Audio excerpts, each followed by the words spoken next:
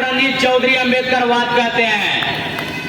मैं बताना चाहता हूं मेरे बंधु, ये भारत का स्थिति ओबीसी को आरक्षण नहीं मिला था तो हमारे बाबा साहब ने कानून मंत्रालय को रिजाइन मार दिए थे। लेकिन ये आज हमारा भारत में ओबीसी मेरा भाई कुंभकर्ण से ज्यादा नींद में सोया हुआ है, ये अभी तक नहीं जागा है। ये बहुत दुख की बात है। ये मनुवाद का सिकंजा में जकड़ा हुआ है। इनको जाना चाहिए कॉलेज यूनिवर्सिटी, कहीं जाते हैं मंदिर में घंटा बजावेला, जाते हैं मंदिर में घंटा बजावेला जो कि जहर के बराबर है। मैं बताना चाहता हूं आपको, ये भारत में जो भी मनुवादियों का संरक्षण दे रहा है, खास करके ओबीसी मेरा भाई, जिस समय भारत में ओबीसी ऑक्सीजन देना बंद कर देगा उस समय भारत से मनुवाद खत्म हो जाएगा, खत्म हो जाएगा। लेकिन ओबीसी नहीं जाग रहे हैं, ये बहुत दुख की बात है।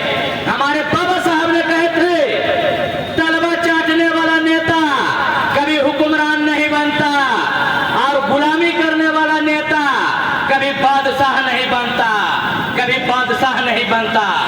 जो आज मनुवाद का तलवा चाटने में लगा है, इनका हक और अधिकार लूटा जा रहा है, छीना जा रहा है। लेकिन ये घंटा बजाने में बेदम है, इनको घंटे बजाने से नहीं छूटती है। ये 33 करोड़ के फेरा में ये अपना हक और अधिकार भूल गए हैं। जबकि हमारे बाबा साहब ने जाति का विनाश कर दिए हैं। संविधान में हमारा बाबा साहब ने दिए हैं जनरल, ओबीसी, एससी, एसटी, अल्पसंख्यक माइनॉरिटी। लेकिन यहाँ मनुवाद के विचारधारा के लोगों ने तलवा चाट कर गुलामी कर कर 6,743 जातियों में विभाजन हो गया है, जो कि बहुत निंदनीय बात है। मैं आप लोगों को इस मंच के माध्यम से संदेश देता हूं, जाति और धर्म को जूता तले रौंद दो और अपना हक और अधिकार के लिए आवाज उठाओ। भले ही एक टाइम भोजन कम कर लेना, लेकिन हाथ से कापी और कलम छूटनी नहीं चाहिए। भले ही एक टाइम भोजन कम कर लेना, गोड़ में चप्पल नहीं रहे, लेकिन बाल बच्चा को जरूर पढ़ाना।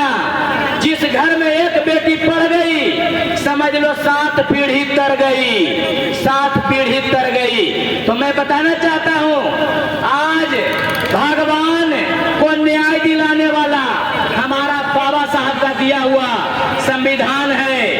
और मैं इस मंच के माध्यम से मैं बताना चाहता हूं, अगर धरती पर कोई देवी देवता होता तो मंदिर, मस्जिद, गुरुद्वारा में सीसीटीवी कैमरे की जरूरत नहीं होती।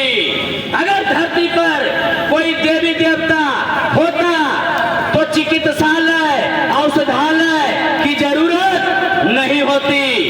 अगर धरती पर देवी देवता था तो हमारे बहुजनों को जो गुलाम बनाया गया, उसके साथ अत्याचार किया गया, बेटी बहन को इज्जत लूटा गया, उस समय देवी देवता प्याज छीलने के लिए गया था। यही अंधभक्त लोग नहीं समझ रहा है। अरे जिंदा मुर्दा अभी नहीं समझोगे तो कब समझोगे?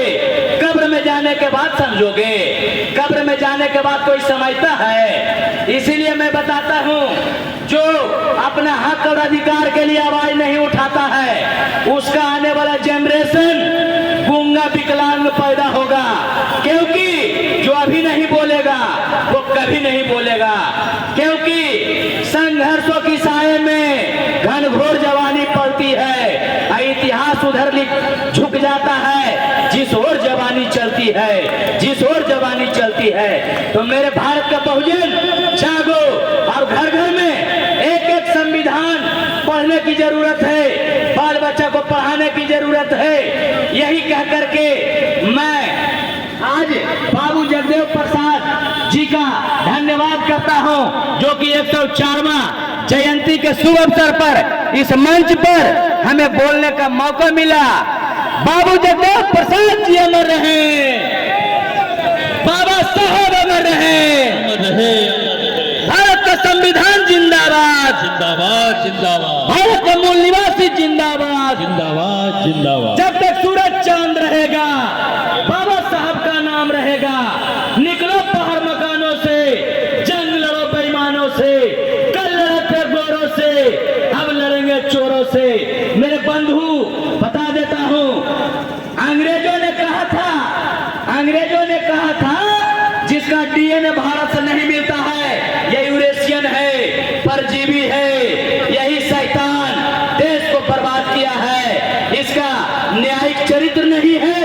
न्यायपालिका बनने पर इसको रोक लगा दिया गया था, लेकिन हमारा देश अंधा नगरी, चौपट राजा, टकेसर खाजा, अब टकेसर भाजा, यहाँ मूर्खों का नगरी है, अंधभक्तों का नगरी है। जागो अंधभक्तों, अभी नहीं जागोगे तो फिर आने वाला जनरेशन को हक और अधिकार के लिए लड़ने का मौका नहीं मिलेगा।